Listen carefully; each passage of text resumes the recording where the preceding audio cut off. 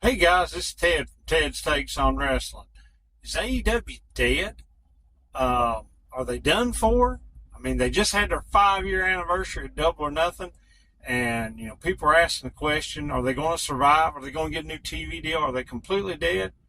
Well, I want to talk about 5 things that I think AEW needs to fix immediately. This is just my opinion. I will say I do not think they're dead. But we do need to discuss some things that have been wrong and after this 5 years, and still need to be some fixing. Okay, so again, this is Ted. Hit subscribe, like, comment on this. Let me know what you think about AEW, and we're going to get right into it. So the first part about them being dead, the ratings aren't as good as they used to be, but we got to remember we always got to take ratings in context with what the network wants, okay? And I'm not trying to defend them, I'm just stating facts. There have been TV shows over the years that didn't get the greatest ratings, but still kept getting renewed because the network was happy with the expectation of what they got and how much they had to pay for it. And see, that's the thing. We know that the first deal AEW signed, I think, was like 4 years, and I forget how many millions of dollars, but it was nowhere a drop in the bucket to what WWE gets. So the expectation has probably not been all that much on what they needed to get. And when you break down what TNT and TBS get on a regular basis, as far as besides live sports, their original programming and, certain movies they show don't do any better. So they're always in that top tier of programming for the channel. So look at it this way. Say Nissan, and I'm just picking this out of the blue. Say Nissan, the Nissan trucks. Nissan trucks are never going to sell as many trucks as Ford trucks. But Nissan trucks might be one of the top selling in the Nissan brand. Okay, the Altima or whatever else Nissan sends or sells, but that truck might be the top 2 or 3 seller. It's not selling as much as Ford, but it is, selling very good for Nissan. So guess what? They're going to keep making those and producing those. We can look at SmackDown. Fox did not want to pay what WWE TKO wanted, even though Fox had SmackDown getting over 2 million viewers every Friday night and always, number one in the demo and winning the night. But they still didn't think it was what the money was worth it. So we don't know behind the scenes. So if Warner Brothers is happy with 800,000 for Dynamite and 400,000 or 500,000 for Collision and 300,000 for Rampage, then they're going to renew it. Now, once this new deal goes through and they end up paying more money, then there may be some more expectations. But just wanted to get that out of the way. AEW is not dead. The other thing, and I hate to say this, and I hate to use this type of language, but if you want the death of AEW, you may not like the product, you may not like the type of wrestling, you may not like any of that, but if you want AEW to fail, you're an idiot, okay? Because competition helps. And no, they're not in the same ballpark as WWE, as a lot of these numbers, but look at the salaries, okay? Because of AEW, WWE wrestlers now have something to bargain that, hey, if you don't pay me X amount, yeah, I'm going to go to the other company. Same thing with AEW. Hey, if I don't get my money, I'm going to WWE. And competition helps the wrestlers, and we all love this sport, and they put their body through so much just for our entertainment. So shouldn't we want them to get paid? The other thing is, let's say AEW doesn't sign a deal. I mean, just for argument's sake, let's say Tony Khan says, you know what, enough of this. I'm just going to go back and help Dad with the Jaguars and the soccer team, and I'm not even going to deal with this anymore. It goes bankrupt, belly up, okay? They end it. How many of those AEW wrestlers do you think WWE is going to want to grab? They're going to grab several of them. You're going to have MJF come over, What happens when MJF comes over? He's going to be put at the top of the card. And there's only so much TV time, even in WWE. So when MJF comes over, Okada comes over, Will Ospreay comes over, regardless if you like those wrestlers or not, they're over. And people are going to want to see them.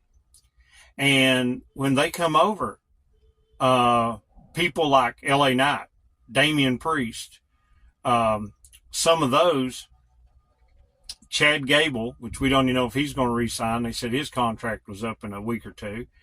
Sami Zayn. Some of these guys that you love, guess what? They're going to go down the card and they're going to have a lot less TV time. So sometimes you got to be careful what you wish for those of you that are on social media hoping that AEW dies. Okay? You don't have to like it. You can go back on my audio platform of Spotify, Apple, all those. And I used to do a lot of audio episodes before I started the YouTube. And you can listen to me on there, tell my journey back into professional wrestling, being a lifelong fan starting in the 70s. I quit watching because I got bored with WWE.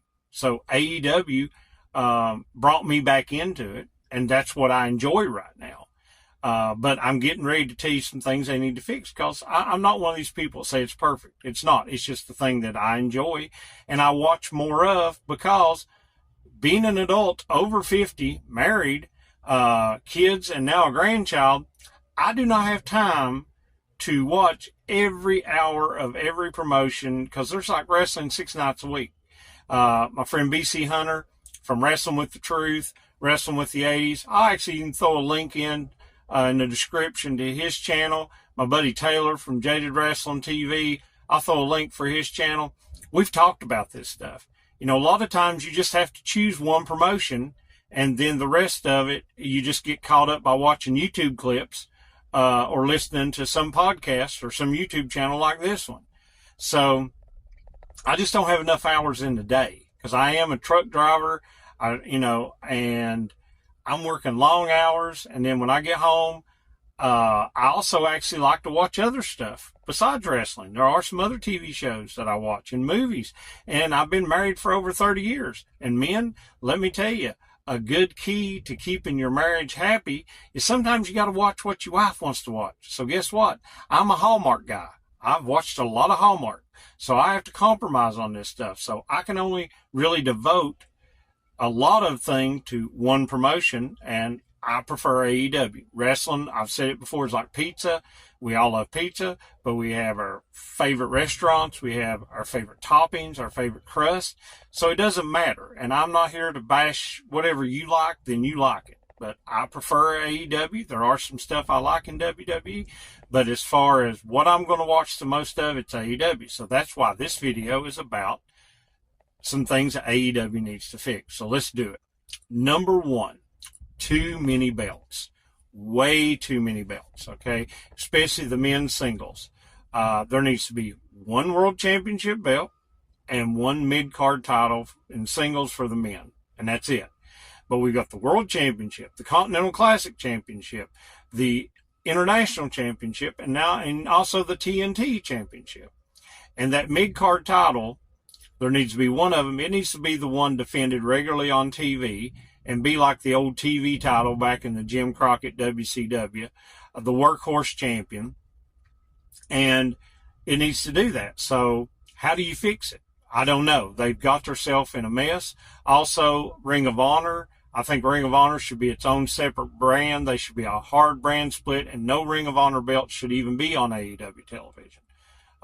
So that's another thing. But these belts. So how to fix this? I doubt they would ever do this, but my solution is a simple one. The Will Ospreay is going against Swerve Strickland, champion versus champion. And I would go ahead and just unify the belt and have it one belt, because technically, if you take an international flight, the international championship, guess what? You are going across nations, which is worldwide. So really, if you want to dig down into the grammar, international and world are pretty much the same thing. So I would combine them. Then, whoever the winner is, make them like Ric Flair did in the traveling champion days of the territories. Since AEW has relationships with New Japan, CML, Rev Pro in Britain, let whoever holds that belt every now and then go to those promotions. I mean, Flair used to go to Japan, Puerto Rico, Mexico. He went all over the world. So let this world champion travel some every now and then and show up in other promotions and defend that belt. So that's what I would do. Okay, now this workhorse title, the Continental Classic. I enjoyed the tournament they had, that G1 style block where, you know, you're fighting different people, gaining points. I like the stipulation, no seconds on the outside, no outside interference, none of that. I really love that, especially if that's the belt, you know, if you've got that mid-card championship that you're defending on TV every week, you cut down on the outside interference, things like that. So I really like that. And the TNT championship, you know, that's supposed to be the workhorse championship too. Again, find a way to combine them. Have a champion versus champion, let them go. Then when you do the Continental Classic at the end of the year, if you can have the winner of that face the champion, or if the champion says, no, I'm going to be in this and I'm going to work my way through the tournament, then have the belt put up as the prize. But there is a way you can do this, and it can be logical. So that's the first thing. Too many belts. Pay-per-views. Definitely too many pay-per-views. But I'll talk about my real point here. Just want to say there's too many pay-per-views in AEW, too many pay-per-views in WWE. I think there should be no more than six at the maximum a year. That way you give 2 months to build your story for your blow-off at the pay-per-view. But in a content society that we have, where content is king, we're probably faced with it. AEW and WWE are going to have this, and that's just the way it is. And there's nothing we can do about it. So with that being said, too many pay-per-views. We're probably never going to change that. So in AEW, now that they're doing, 8 or 9, maybe 10, I can't remember now. I've lost track. But basically one, I don't think they're the one a month, probably one every 6 weeks, something like that. They don't have to have so many matches, okay? Before, when they were only doing 4, then 5, then 6, you're trying to get everybody on the card.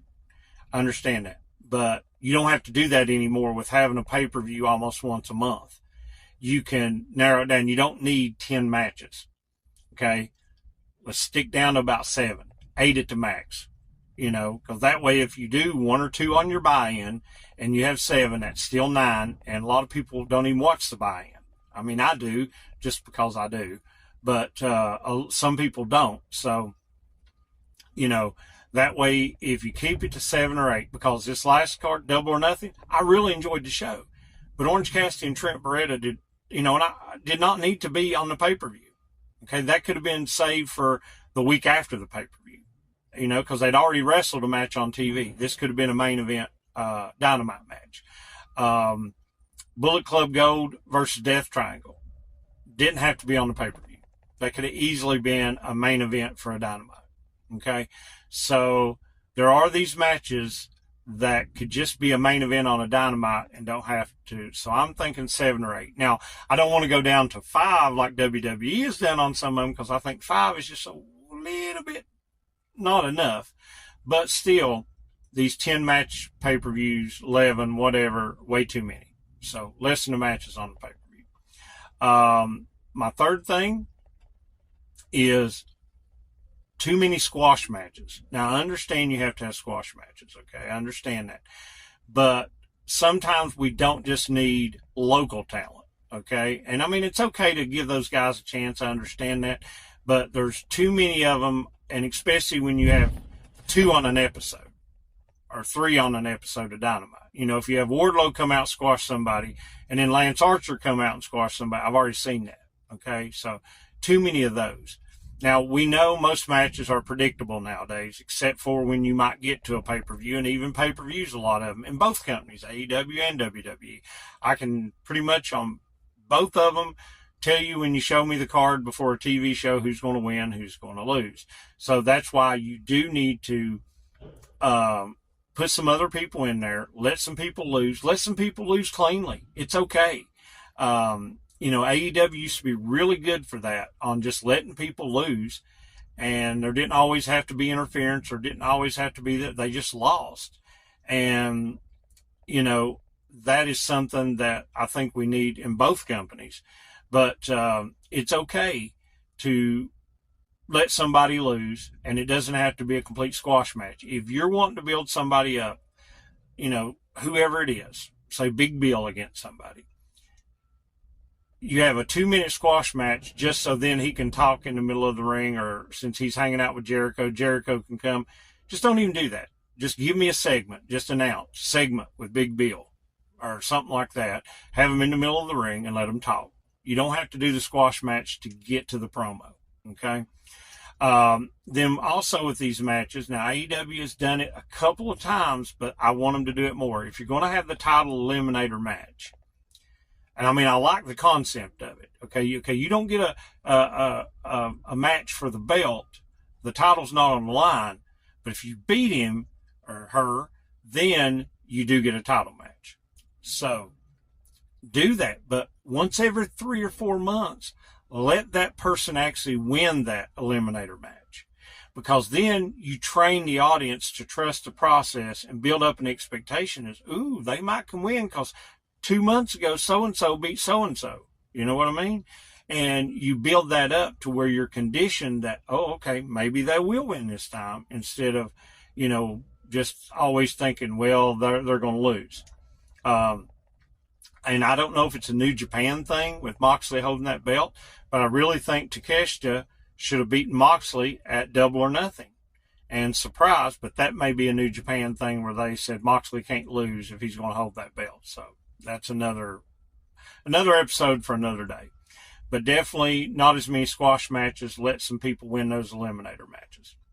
Okay, number 4, 5 years into this, and we've got to do more with the women's matches, especially on Dynamite. They've had multiple women's matches on Rampage and Collision, but Dynamite being the flagship show, go ahead and have 2 matches on Dynamite, and not a squash match and then a regular match.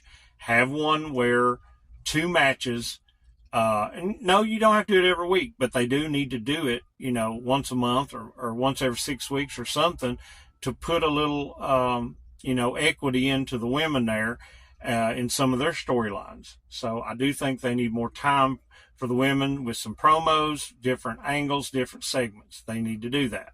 So definitely at least 2 matches on Dynamite from time to time, because it's been 5 years. It's time. Okay, guys? Okay, and my 5th thing, too many tweeners in AEW.